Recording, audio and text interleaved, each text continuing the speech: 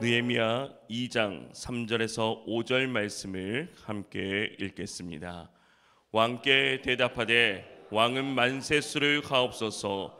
내 조상들의 묘실이 있는 성읍이 이제까지 항폐하고 성문이 불탔사오니 내가 어찌 얼굴에 수심이 없사오리까 하니 왕이 내게 이르시되 그러면 내가 무엇을 원하느냐 하기로 내가 곧 하늘의 하나님께 묵도하고 왕에게 아뢰되 왕이 만일 좋게 여기시고 종이 왕의 목전에서 은혜를 얻었사오면 나를 유다 땅 나의 조상들의 묘실이 있는 성읍에 보내어 그 성을 건축하게 하옵소서 하였는데 아멘. 오늘 하루도 그리스도 예수의 성품을 닮아가시는 삶이 되시기를 주님의 이름으로 축복합니다. 미국의 유명한 템플 대학교를 창설한 러셀 코넬 박사가 1차 세계대전이 끝날 무렵 미국의 백만장자들을 조사해 보았다고 합니다. 적어도 그 당시 100만 불 이상을 모은 사람들 약 4천여 명을 그 생애를 조사한 결과 놀라운 일들 중 고졸 이상의 학력을 가진 사람들은 불과 69명밖에 없었다고 합니다. 그게 성공해서 수백만 장자가 된 그들이 이 백만장자가 되기까지 교육과 정기 훈련 등에 있어서 일반적으로 부족한 생활을 했다는 결론이 추론되었습니다. 그러나 이 코넬 박사는 그들의 생애가 평범한 다른 사람들과 같지는 않다는 점을 지적했습니다. 먼저는 그들의 삶이 출발할 때 분명한 목표를 가지고 뛰었다는 것입니다. 그리고 그들은 그들의 마음속에 여러와 같은 소원을 가지고 있었다는 것입니다. 그리고 그들은 뒤로 물러서지 않는 굳은 결의의 기도를 가지고 있었다고 합니다. 목표를 마음에 들고 출발하는 사람과 그렇지 않은 사람은 똑같은 출발이지만은 끝은 많은 차이가 날 것입니다. 기독교의 탁월한 지도자 존 맥스웰은 성공하는 사람과 실패하는 사람의 차이점을 간단하게 대비시켜 정리합니다. 성공하는 사람들의 삶의 목적이 있고 비전이 있다는 것. 그러나 그렇지 못한 사람들은 현재만 보고 지금만 바라본다는 것입니다.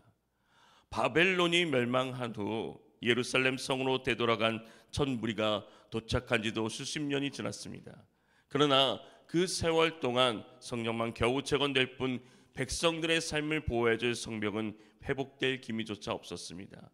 백성은 환난을 당하고 능욕을 받으며 살고 있었습니다. 느헤미야는 처참히 무너진 성벽과 공동체들을 위해 눈물로 기도하였습니다. 하나님께서는 그 기도를 들으시고 회복의 계획을 시작하십니다. 느헤미야가 예루살렘의 형평을 듣고 금식하며 기도한 후 아닥사스다 왕에 나아갈 때는 이 아닥사스다 왕 20년 니산월이라고 말하고 있습니다. 니산월은 이 페르시아의 원력으로 새해가 시작하는 달로 이때 신년 축제가 열리곤 했습니다. 이때는 느헤미야가 고국에 대한 소식을 들은 때로부터 약 4달이나 시간이 지난 시점이었습니다. 느헤미야는 그동안 기도하면서 하나님의 때를 기다리고 있었습니다. 그러던 중 이 아닥사스다 왕이 잔치를 벌이게 되자 술 맡은 가난이었던 느헤미야가 왕 앞으로 나아갈 기회를 얻게 되었습니다. 당시 페르시아 왕들은 정기적으로 특별한 잔치를 벌이곤 했는데 때로는 그 자리에서 호의를 베푸는 일들이 있었습니다. 그때 느헤미야는 수심이 가득한 얼굴로 아닥사스다 왕 앞으로 나아갑니다. 평소와 다른 이 느헤미야의 표정을 금방 알아차리고 아닥사스다는 그 연을 묻고 있습니다. 느헤미야가 그동안 기회를 보다가 이 축제가 있는 날을 택했던 것으로 우리는 볼 수 있습니다. 당시 술 간원인이 안식이 좋지 않은 상태로 왕 앞으로 나아간다는 것은 왕의 심기를 불편하게 하시기 위한 위험한 행동일 수도 있었습니다. 그래서 그때 내가 크게 두려워하였다라고 말합니다. 에스더가 금식한 후 아하스로 왕에게 나아갔던 것처럼 느헤미야는 왕의 질문을 기회로 삼아서 예루살렘의 안타까운 형편을 아뢰고 있습니다. 느헤미야는 왕에게 임금님 만수무강하시길 바랍니다. 소신의 조상이 묻힌 성읍이 폐허가 되고 성문들이 모두 불탔다는 그 소식을 듣고 울적한 마음을 가두지 못하고 있습니다. 자신의 마음을, 자신의 심정을 왕에게 이야기하고 있는 것입니다. 이처럼 느헤미야는 예루살렘 성읍이 항폐되고 성읍이 불탔다는 그 말을 듣고 난 후에 명확한 목표를 가지게 되었습니다. 그 목표가 무엇입니까? 5절 말씀을 보면 왕에게 아뢰되 왕이 만일 좋게 여기시고 종이 왕의 목전에서 은혜를 얻었다면 나를 유다 땅 나의 조상들의 묘실이 있는 성읍에 보내어 그 성을 건축하게 하옵소서라고 말씀하고 있습니다. 느헤미야는 왕에게 자신의 명확한 목표를 말하고 있습니다. 임금님께서 좋으시면, 임금님께서 소신에게 소신을 좋게 여기시면 소신이 조상이 묻혀 있는 유다의 그 성읍으로 벌을 보내셔서 그 성읍을 다시 세우게 하여 주시기를 바란다는 것입니다. 느헤미야는 왕에게 제대한 경의를 표하며 자신의 요구를, 즉 조상들의 묘실이 있는 땅, 이 유대 땅 예루살렘으로 가서 그것을 재건하는 일을 허락해 줄 것을 아뢰고 있는 것입니다. 그런데 예루살렘 성전을 재건하는 시도는 제1차 포로 기한자들의 중심으로 과거에도 있었습니다. 그러나 당시 유다 기한민들이 예루살렘 성곽을 쌓으려고 했던 것은 페르시아의 제국의 허락을 받고 시도한 일이 아니었습니다. 그 결과 서기관 르온과 방백 심세를 비롯한 유다의 대적들의 저지로서 이 예루살렘의 성전 재건한 사업은 중단되고 말았습니다. 당시 대적들은 유다 기한민들이 제국에 대항하기 위해서 성벽을 재건하여야 한다고 아닥사스 왕에게 허위로 보고문을 올린 적이 있습니다. 그리고 이러한 대적들의 참소는 상당한 효과를 발휘했습니다. 과거 아닥사스다는 애굽의 반란을 진압하기 위해서 긴 세월 동안 고생한 일이 있었습니다. 이러한 아픈 경험이 있었던 아닥사스다 왕은 유다 기한민들의 반란 가능성에 촉각을 곤두세울 수밖에 없었습니다. 그래서 즉각적으로 예루살렘 성벽 재건 중단을 명하였던 것입니다. 그런데 이와 같은 이유로 중단되었던 이 예루살렘 성벽 재건이 동일한 왕인 이 아닥사스다에 의해서 재개되고 있다는 사실입니다. 왕이 스스로 선포한 이 칙령을 번복하는 것은 쉽지 않은 일입니다. 이러한 일이 가능했던 이유가 무엇이겠습니까? 일찍이 반란을 경계하기 위하여 예루살렘 성의 재건 공사를 중단한 이 아닥사스다가 예루살렘을 중건하는데 느헤미야의 청에 제기한 이유는 이해하기가 쉽지 않습니다. 그러나 당시 상황과 연계해 볼 때 아닥사스다는 자신이 신뢰하는 느헤미야를 보내어서 예루살렘을 중건하고 그를 통하여서 불안정하였던 이 팔레스타인의 정치 상황을 안정시키려고 하였을 가능성이 높습니다. 하지만 여기에는 하나님의 놀라운 섭리하심이 있다는 사실입니다. 이렇게 느헤미야가 예루살렘을 재건하는 명확한 목표를 갖게 된 것은 그가 누구와 함께 하였기 때문하고 가능합니까? 4절 말씀을 함께 읽겠습니다.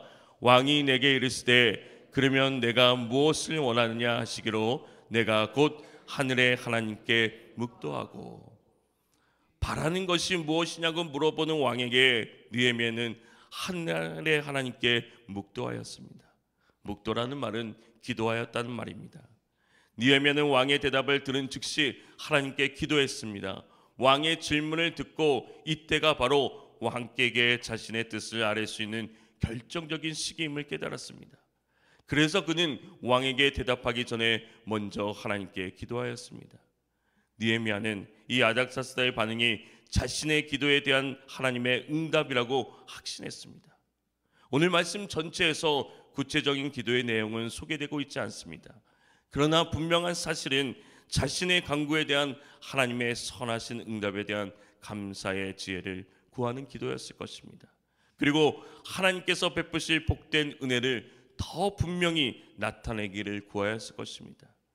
이처럼 느헤미야는 인간의 노력에 앞서 기도로서 하나님께 간구하는 자세를 예루살렘에서 돌아온 이후에도 절대로 잃지 않았습니다.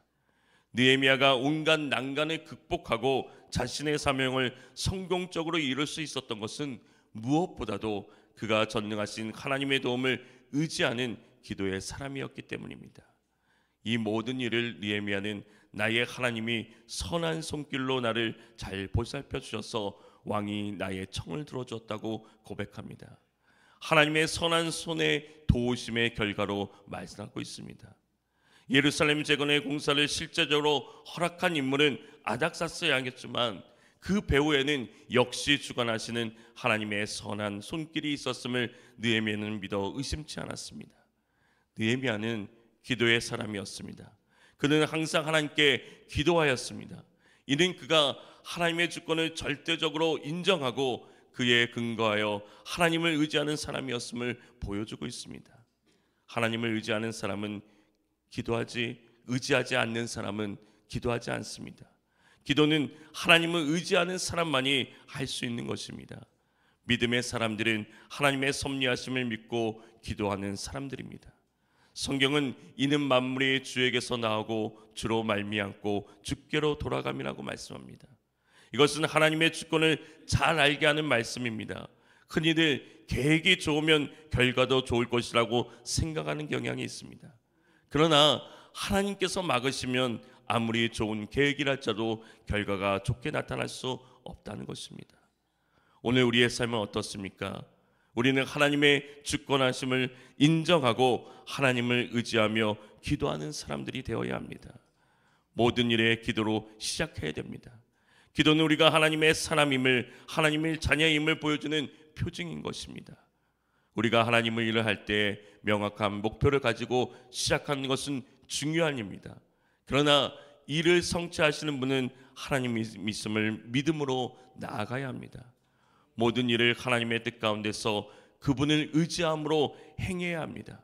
그리할 때 하나님의 능력이 나타나는 것입니다.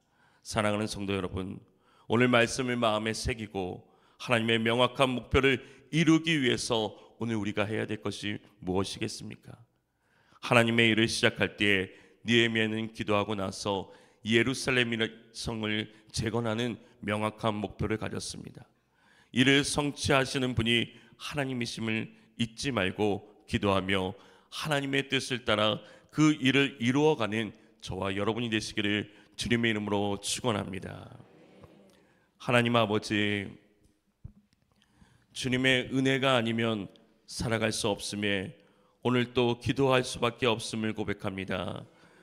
느헤미야가 하나님께 기도하고 예루살렘 재건이라는 명확한 목표를 갖게 되었던 것처럼 우리의 삶이 그 일들을 이루어 나가기 위해 하나님의 뜻을 먼저 구하고 기도할 수 있게 하여 주시옵소서. 그리고 하나님이 주시는 능력과 지혜로 치밀하게 생각하고 준비하는 삶이 되게 하여 주시옵소서. 오늘 하루도 주님의 성품 의지력을 닮아가길 원합니다. 하나님이 주시는 능력으로 목표를 정하는 삶이 되게 하여 주시옵소서. 이 시간 간절히 기도하며 나갈 때 주님 들으시고 응답하는 역사가 오늘 이 시간 나타나게 하여 주시옵소서. 오늘 또 살아 역사하시는 그 주님을 만나고 전하는 삶이 되게 하여 주시옵소서. 예수님의 이름으로 기도합니다. 아멘. 오늘 말씀 우리가 기억하면서 오늘 우리가 기도하며 명확한 목표를 세우게 하옵소서. 우리 교회가 하나님의 선하신 일에 사용되게 하옵소서. 이 세상이 하나님의 섭리하심을 보게 하옵소서. 주님의 이름을 간절히 부르며 기도하며 나아갑니다.